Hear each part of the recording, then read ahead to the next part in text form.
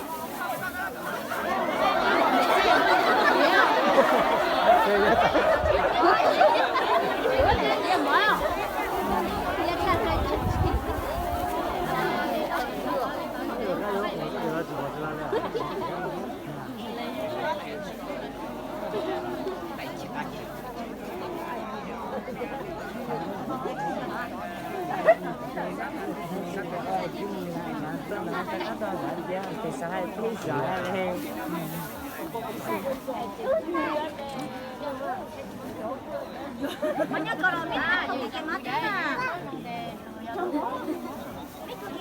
Oh iya nuk ya.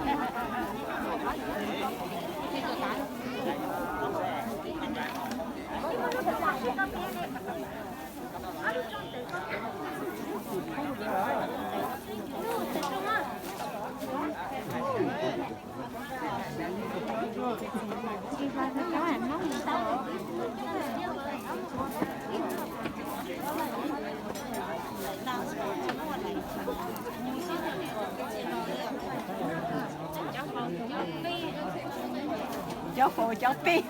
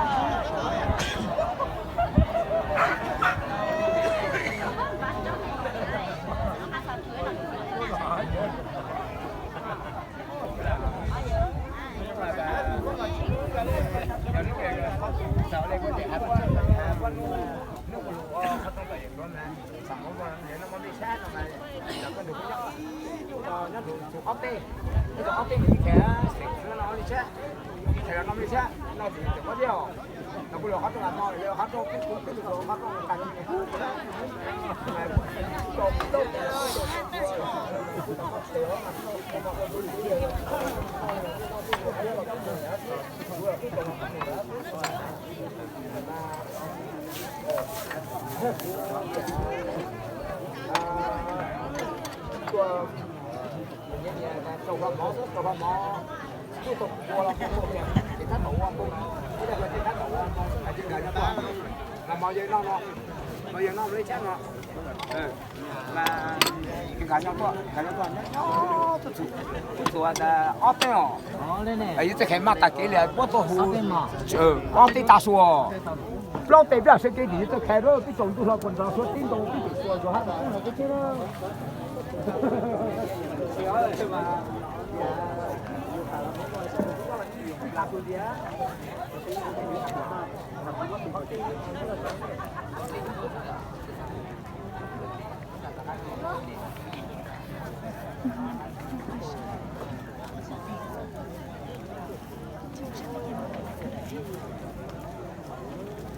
Phải quá lò.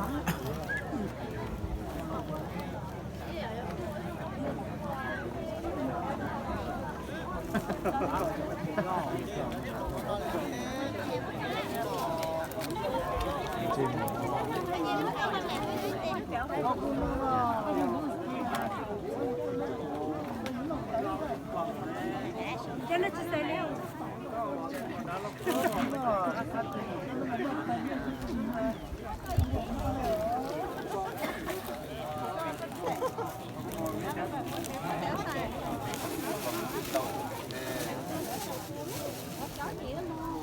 Ủa, bây giờ có tơ chụp của họ mới chấm mà con xuống lé rồi tập.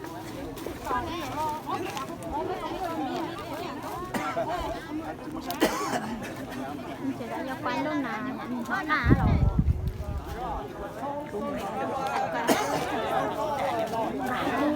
Lưỡi bà cũng nó có bác quá. Chị ông bà Cho nó chua cho nó là mất lắm nó cho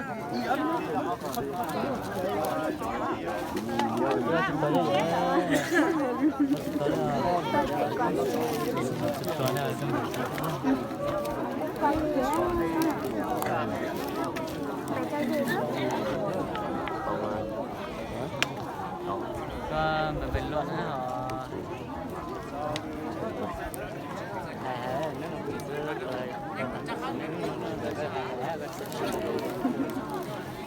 Thực qua hệ tôi rằng là hát. cái họ vô hay đức của cái bình luận đặt cái chơi hay là Cứ được quá hệ vậy chẳng hệ lo luôn.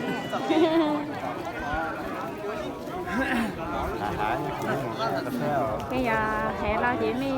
mà mi tu nó mi tu ba ma xe bê lại tu quá hệ. chơi hay là có chơi Hãy dùng trổ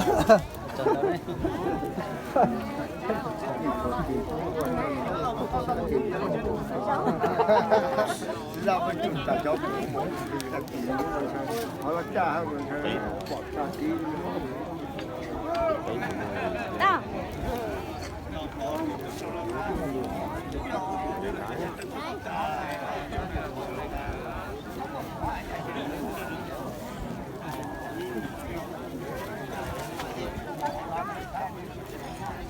Cái chế béo cả trên xe.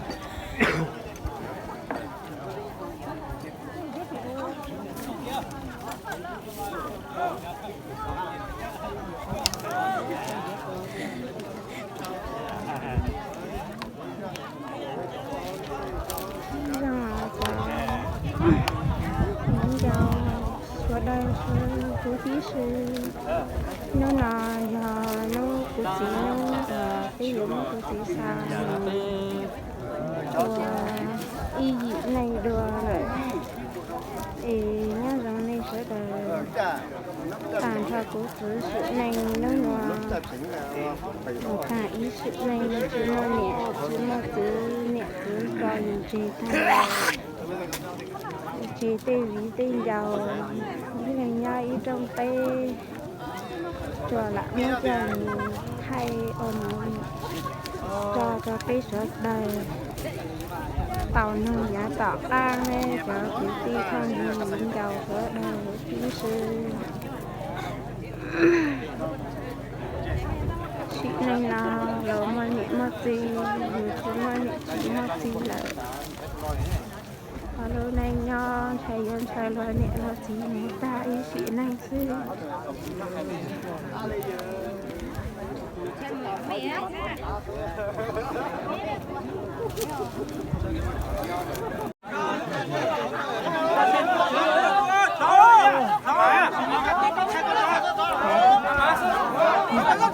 subscribe cho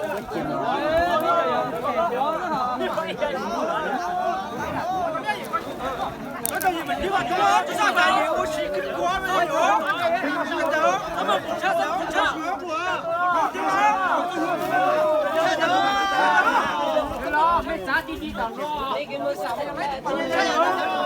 lỡ những video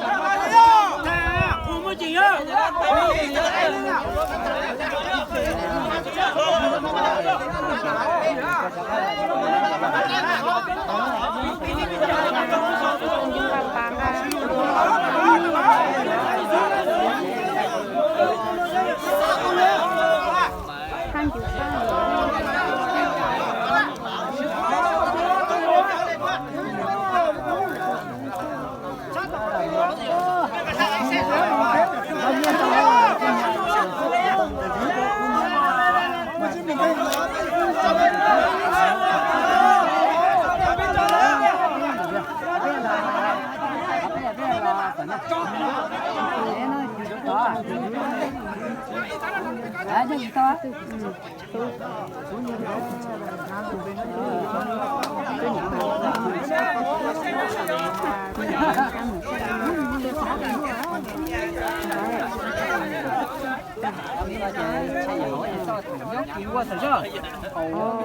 Anh nói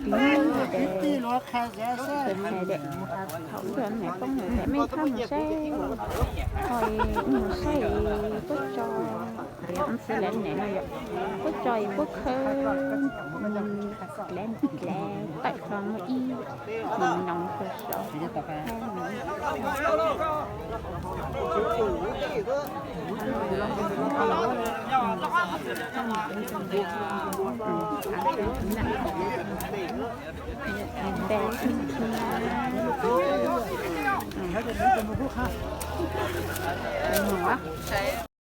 nhớ dòng ở phong dừa cứ sai ra cứ nó chỉ một trăm mong ấy nhẹ thế nhẹ tải thế hiện chiến từ chỉ nhau lại nó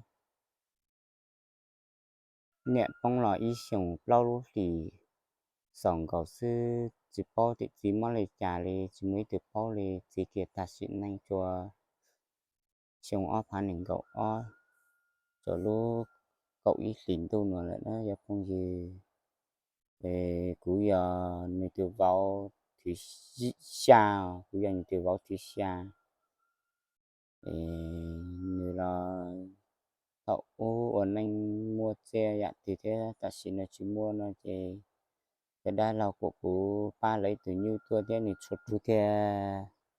tàu lấy từ nhiêu tua được cú chỉ thế nó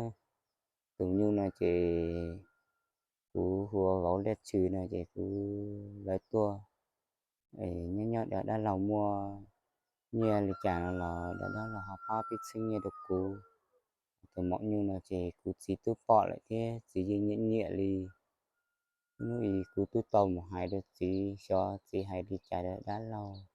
cú chỉ bao chỉ đi ta chỉ cú một giờ sẽ trả đã lâu tiền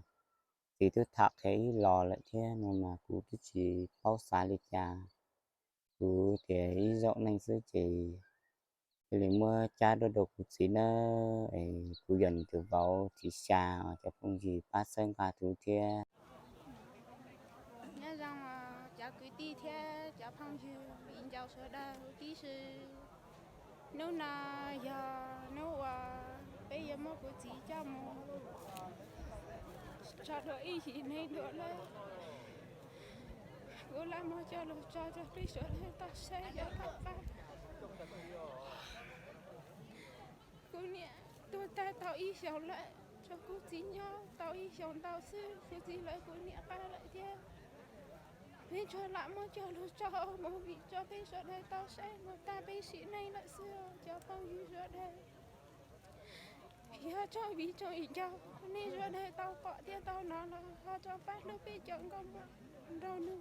quăng câu uống chua chỉ mà nè chỉ mà gì ấy tiền chơi lo nè là chỉ mà có nếu chỉ mà bé cho vị cho giờ đây